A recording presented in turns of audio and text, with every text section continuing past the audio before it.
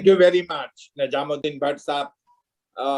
Mr. Ashok Bhan, eminent lawyer, next 4-5 minutes for you. Yes. Mr. Ashok Bhan, please. Friends, my friend Nizamuddin Saab has given the broadest conspectus of the concept, doctrine of Truth and Reconciliation Commission and how it is relevant to Indian conditions also.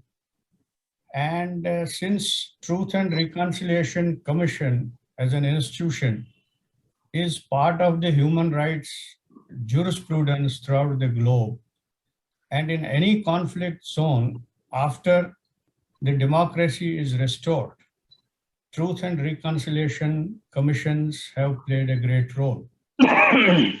And in the context of India, as Mr. Nizamuddin said, that even Gandhiji was the tallest leader of our country, and he became victim of a blood from a person who would not agree to Gandhian philosophy. And he exercised his right very violently upon Gandhiji. And still, the law took its own course, and he was punished for that.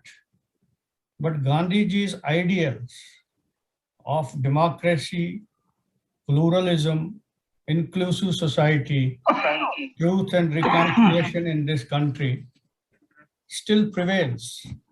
And we have a constitution which is in place, which takes care of all these rights within us.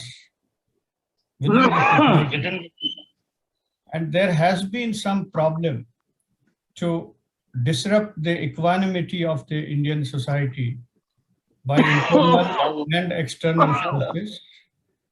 But the society's resilience and its constitutional mechanism has taken care of all of its attempts to disrupt the equanimity of our civilizational unity, civilizational society in India.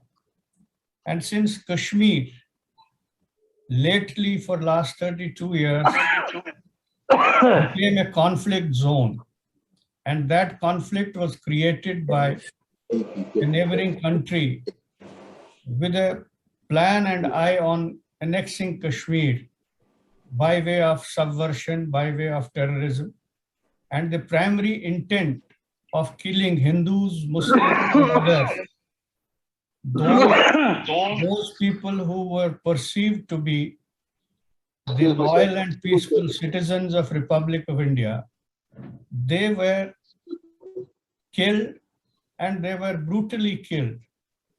And the primary intent of those killing of both Hindus and Muslims in the valley was to create a situation and eventually secede Kashmir from the Union of India and eventually annexed by Pakistan. This was the primary intent, and it has been held very widely.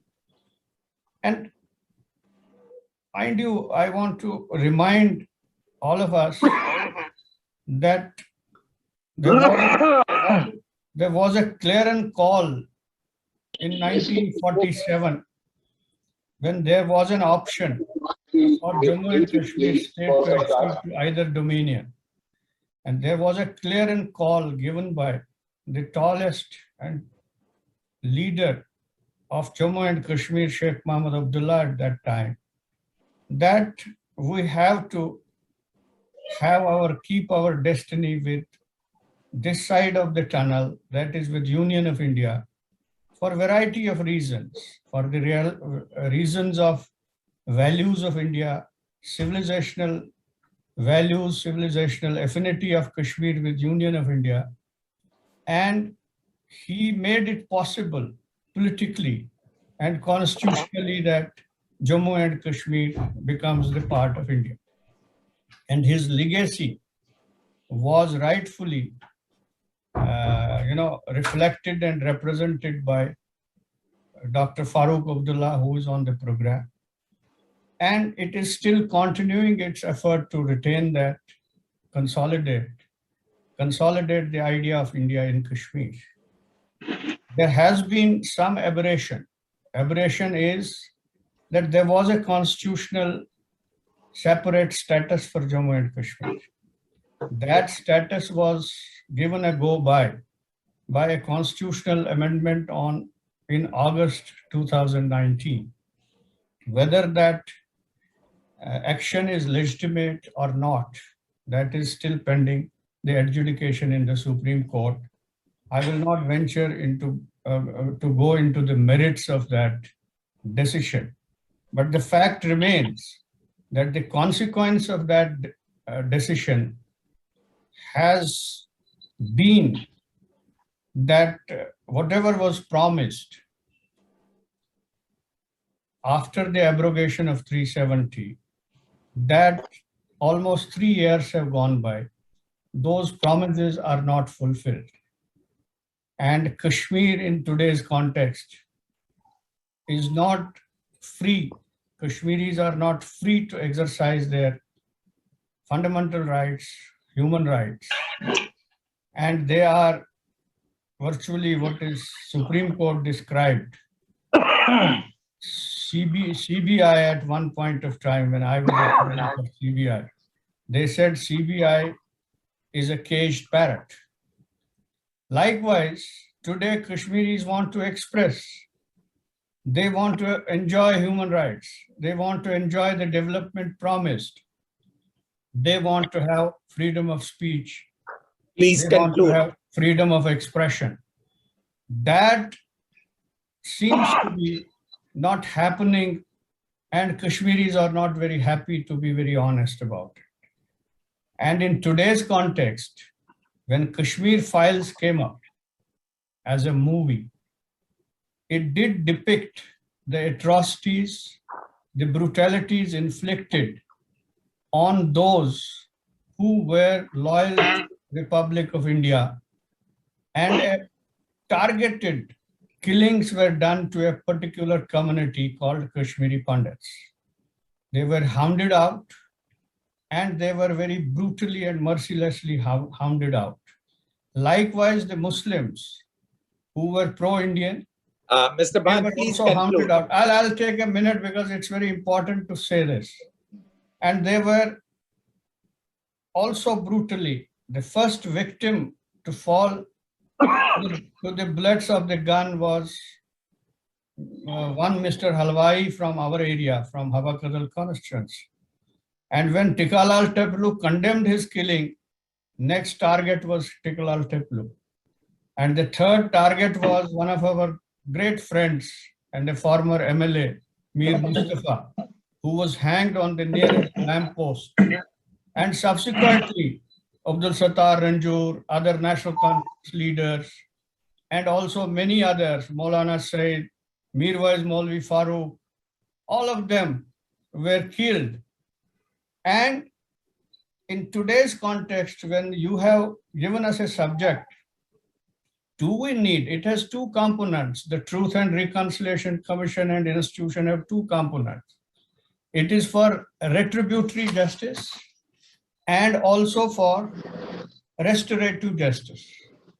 Retributive justice means that it needs to be investigated, and based on that investigation, the wrongdoers have to be punished and brought to justice.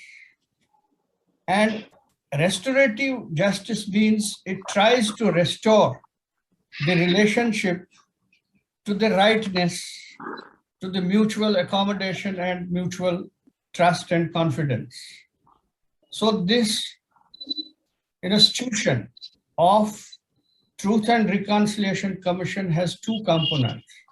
And we as Kashmiris feel that the Aghanese Kashmiri society as such, and Kashmiri Pandit in particular, has been suffering for the last 32 years, has to be created. A Truth and Reconciliation Commission should be constituted, and it must get into both restorative and also retributive acts. And then we need to give a quietus to a situation which has been prevailing and which is eating at the vitals. It is eating the generations. It is eating a very population of 7 lakh people who are in exile. Ashokji, please conclude. I am concluding it with one sentence.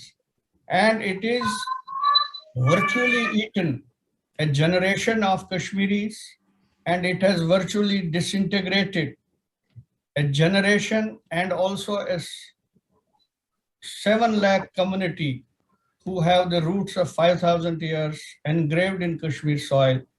That means both Muslims and the Kashmiri Pandits are suffering the agony which was created by a foreign power, executed by local militants and terrorists. And we have all paid our price for that so far, and it needs to be investigated into. And both the doctrine which contains both the punishments have to be met up, and also maybe it helps in reconciliation between the intra-communities to usher in a new visionary Jammu and Kashmir as a new Naya Kashmir. Thank you very much. Thank you very much.